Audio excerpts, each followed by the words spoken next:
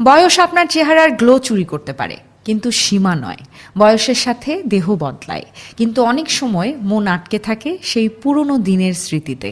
বয়স মানে ক্ষমতা, অভিজ্ঞতা, আত্মবিশ্বাস এবং গভীরতা। আপনি যে বয়সেরই হন না কেন, আপনার প্রতিটি বছরই নতুন গল্প, নতুন শিক্ষা, নিত্য নতুন কোনো শক্তির প্রতিফলন।